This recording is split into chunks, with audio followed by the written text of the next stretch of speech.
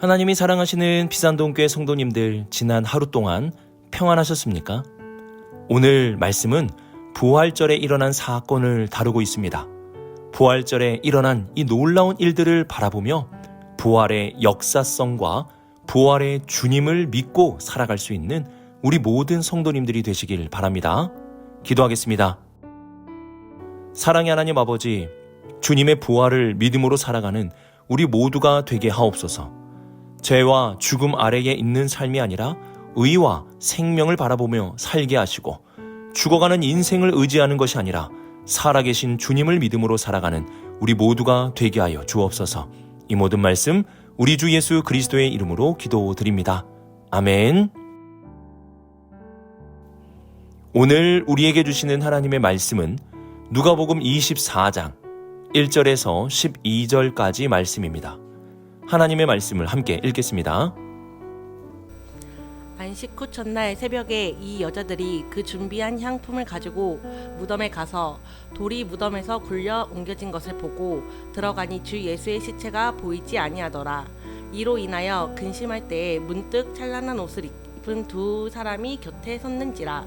여자들이 두려워 얼굴을 땅에 대니 두 사람이 이르되 어찌하여 살아있는 자를 죽은 자 가운데서 찾느냐. 여기 계시지 않고 살아나셨느니라. 갈릴리에 계실 때에 너희에게 어떻게 말씀하셨는지를 기억하라.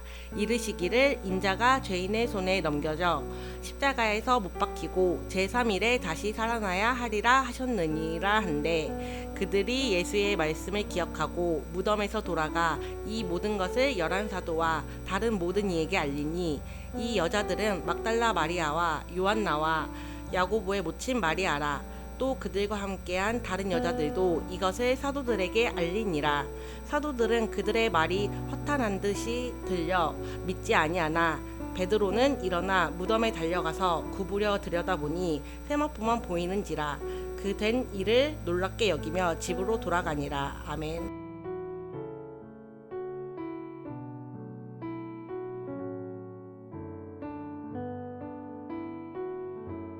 1절 말씀을 보시면 안식 후 첫날이라는 시간이 나오는 것을 볼 수가 있습니다. 안식 후 첫날은 일요일입니다. 하지만 예수님을 믿는 우리는 이날을 일요일이라고 하지 않고 주일이라고 말합니다. 우리가 안식 후 첫날을 주일이라고 고백하는 이유는 그날에 십자가에 죽으신 예수님이 부활하심으로 우리의 주님이 되심이 만천하에 드러났기 때문입니다. 그래서 우리는 일요일을 부활의 주님을 기억하며 주일이라고 부르게 되는 것입니다.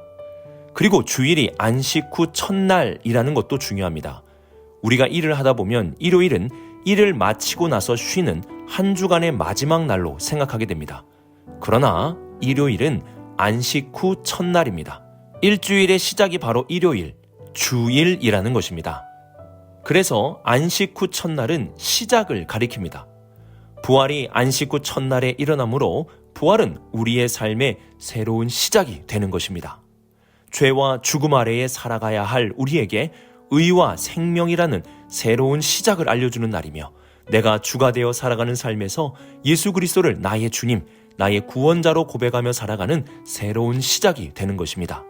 이러한 부활의 날 새벽에 예수님의 여성 제자들은 향품을 가지고 무덤에 가게 됩니다. 이들이 향품을 가지고 무덤에 찾아간 것은 장례 예식을 명예롭게 마치기 위함이었습니다. 우리도 입관과 발인과 같은 장례의 일정한 절차가 있는데요. 이 모든 절차를 다 진행할 때 장례가 잘 마무리되었다고 할 수 있습니다. 예수님의 시대에는 시체에 향유를 바르는 절차를 통해 장례를 잘 마무리하였습니다. 그래서 여인들은 예수님의 장례를 마무리하기 위해서 향품을 가지고 예수님의 시체가 있는 무덤에 찾아간 것입니다. 그런데 2절을 보시면 이 여인들은 돌이 무덤에 굴려 옮겨진 것을 보게 되었다라고 말씀합니다. 그리고 그 무덤 안으로 들어가 보니 예수님의 시체가 보이지 않게 되었습니다. 여기서 누가는 그냥 예수님이라고 하지 않고 그 앞에 주라는 단어를 붙여 말씀하고 있습니다. 즉 예수님께서 이제는 부활의 주가 되셨다는 것을 암시해 주는 것입니다. 여성들은 시체가 사라진 것을 발견하게 되자 근심하게 되었습니다. 아마도 누군가가 예수님의 시체를 훔쳐가지 않았을까, 그래서 그분의 죽음을 욕되게 하지 않았는가와 같은 근심이었을 것입니다. 바로 그때 찬란한 옷을 입은 두 사람이 여인들의 곁에 섰습니다. 여인들은 이 사람이 천상의 존재임을 직감하고 얼굴을 땅에 대었습니다. 그리고 두 천사는 놀라운 사실을 말씀해 줍니다. 5절 하반절을 보시면 어찌하여 살아있는 자를 죽은 자 가운데서 찾느냐 라고 말씀하였습니다. 세상의 모든 종교는 죽은 자 가운데서 무언가를 찾으려고 하는 것입니다. 조상님께 비는 것도 죽은 자 가운데서 찾는 것이고, 다른 종교의 창시자에게 무언가를 찾는 것도 모두 무덤이 있는 죽은 자에게서 찾는 것입니다. 하지만 우리 기독교는 죽은 자 가운데서 무언가를 찾는 것이 아닙니다. 예수님의 무덤은 비어있고 그분은 살아계십니다. 여인들은 예수님의 십자가의 죽음과 부활에 대해 아직 잘 알지 못하였습니다. 그래서 천사들은 여인들에게 예수님의 말씀을 기억하라고 가르침을 줍니다. 7절에 보면 예수님이 제자들에게 주신 가르침이 기록되어 있는데요. 인자가 죄인의 손에 넘겨져 십자가에 못 박히고 제3일에 다시 살아나야 하리라. 이 말씀은 주님께서 반복적으로 제자들에게 가르쳐주신 십자가와 부활의 말씀이었습니다. 여인들은 이러한 주님의 말씀을 기억하고 사도들에게 돌아가 예수님의 부활을 증거하게 됩니다. 십자가를 향하여 나아간 예수 그리스도께서 부활하셨고, 그 십자가의 길에 있었던 여인들은 부활을 경험하였습니다. 우리의 삶의 끝은 죽음이 아닙니다. 우리에게는 새로운 시작인 부활의 날이 있습니다. 그리고 우리는 죽은 자를 믿는 것이 아니라 그 죽음을 이기신 부활의 주님을 믿습니다. 오늘 말씀을 통해서 안식 후 첫날 우리에게 새로운 시작인 부활절을 주신 주님, 그리고 죽음의 모든 권세를 깨뜨리신 빈 무덤의 주이신 부활의 주님을 믿음으로 나아가는 우리 모든 성도님들이 되시길 바랍니다.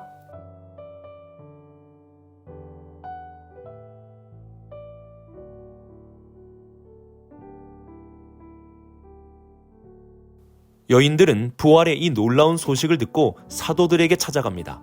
10절을 보시면 여인들의 이름이 기록되어 있는데요. 어떤 식당을 가보면 자신의 이름을 걸고 장사를 하는 모습을 볼 수가 있습니다. 물건을 파는데도 거기에 자기의 이름을 넣고 판매를 하기도 합니다. 이름을 넣는다는 것은 그만큼 자신이 있다는 것이고 신뢰할 수 있다는 것을 의미합니다.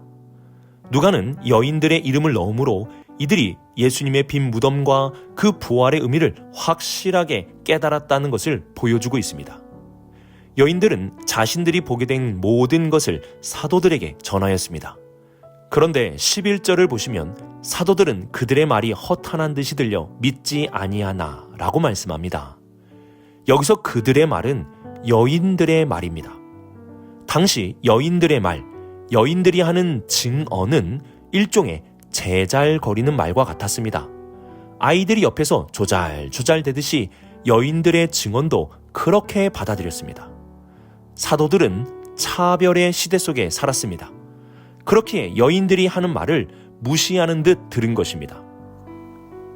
예수님의 부활이 실제 역사인 이유는 부활의 복음이 여인들의 입에서 시작되었기 때문입니다.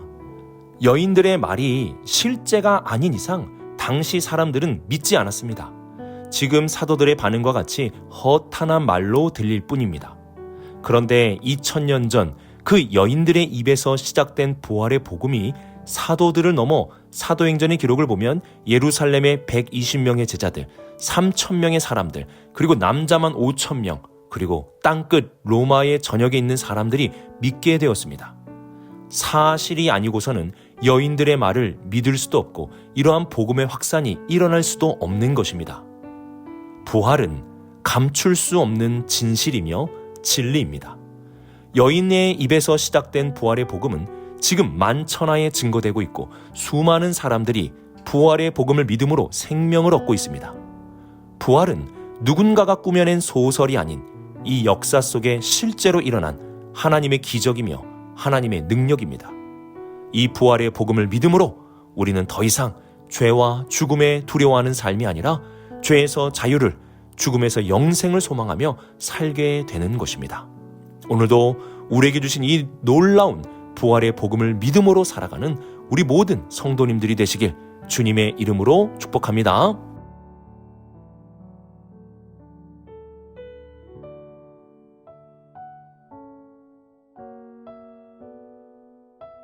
사도들은 여인들의 말을 믿지 못하였습니다.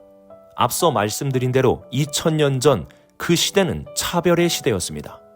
여인의 말은 제잘거리는 말에 불과하였습니다. 사도들은 차별이라는 한계 안에 있었기에 여인들의 말을 믿지 않은 것입니다. 이와 함께 사도들이 믿지 못한 더욱 결정적인 이유가 있는데요. 사람은 죽음을 이길 수 없다는 죽음의 한계 안에 있었습니다. 부활의 복음은 죽음을 이긴 사건입니다. 그 누구도 죽음을 이길 수는 없습니다. 그러한 죽음의 한계 안에 사도들은 갇혀 있었습니다. 하지만 여인들은 주님의 말씀을 기억하였습니다. 주님의 말씀이 기억나자 빈 무덤이 부활이라는 것을 깨닫게 된 것입니다. 그래도 놀라운 변화는 12절에 베드로에게 나타나기 시작했습니다. 베드로는 그 말을 듣고 빈 무덤을 향해 달려갔습니다. 그 무덤 안에 들어가지는 않았지만 그 밖에서 구부려 들여다보고 실제 예수님의 무덤이 빈 무덤이라는 것을 보게 되었습니다. 십자가에서 예수님의 말씀을 기억했던 베드로는 부활의 복음에 대한 말씀을 조금씩 기억하며 믿게 된 것입니다. 십자가와 부활은 우리 스스로 깨달을 수 있는 것이 아닙니다. 우리는 한계를 가지고 있는 존재입니다.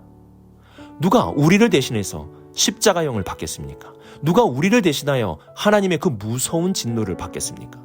십자가에서 쏟으신 그 사랑은 이 세상에서 발견할 수 없는 너무나 크고 놀라운 사랑입니다. 우리의 사랑은 한계가 있는 사랑이지만 하나님께서 십자가에서 베푸신 사랑은 한계가 없는 사랑입니다. 또한 어떻게 우리가 죽음을 이길 수 있겠습니까? 죽음 앞에 우리는 벌벌 떨어야 하고 모든 것을 놓고 허망하게 죽음을 맞이할 뿐입니다. 그런데 이러한 죽음의 한계를 이기고 주님이 살아나셨습니다. 그리고 죽음을 이기신 주님은 부활의 생명을 우리에게도 주신다 말씀하십니다. 이는 우리가 상상할 수조차 없는 큰 선물이며 복음입니다. 부모님이 우리를 왜 사랑하시는가? 자녀들은 부모님의 사랑과 헌신을 이해하려고 하는 것이 아니라 부모님께서 주시는 사랑을 받아들여야 하는 것입니다. 이처럼 하나님이 우리에게 베푸신 이 놀라운 십자가와 부활은 이해하는 것이 아니라 베풀어 주신 것을 받아들이는 것입니다. 우리의 한계를 넘어 하나님께서 우리에게 베풀어 주신 이 놀라운 부활의 사건을 믿고 받아들이는 자에게 하나님은 놀라운 복음으로 부활의 기적으로 우리에게 이루어 주시는 것입니다. 오늘의 말씀을 묵상하며 부활은 새로운 시작이 됨을 기억할 수 있기를 바랍니다. 부활을 믿고 받아들일 때 우리는 죄와 죽음이 아닌 의와 생명이라는 새로운 시작을 할 수 있습니다. 부활은 여인들의 입에서 증거된 사건입니다. 이는 부활이 실제 역사 속에 일어났다는 것을 증명해 주는 것이며 부활은 이야기나 신화가 아닌 역사라는 것을 알려주는 것입니다. 또한 십자가와 부활의 복음을 우리의 한계로 이해하려는 것이 아니라 하나님께서 우리에게 베풀어 주신 놀라운 사건을 은혜로 받아들여야 합니다. 이러한 부활의 복음을 믿고 받아들임으로 오늘도 감사, 내일도 감사하며 살아가는 우리 모든 성도님들 되시길 주님의 이름으로 축복합니다. 기도하겠습니다. 죄와 죽음 아래 살아가야 할 우리를 내버려 두지 않으시고 예수님을 이 땅에 보내주심에 감사를 드립니다. 이제 우리의 눈이 밝히 떠져서 십자가의 주님을 바라보고 부활의 주님을 믿음으로 살아가는 우리 모두가 되게 하옵소서. 부활을 믿음으로 새로운 시작을 살게 하시고 역사 속에 일어난 부활을 받아들임으로 늘 은혜와 감사 속에 살아가게 하옵소서. 이 모든 말씀 하나님의 아들 우리 주 예수 그리스도의 이름으로 기도드립니다. 아멘.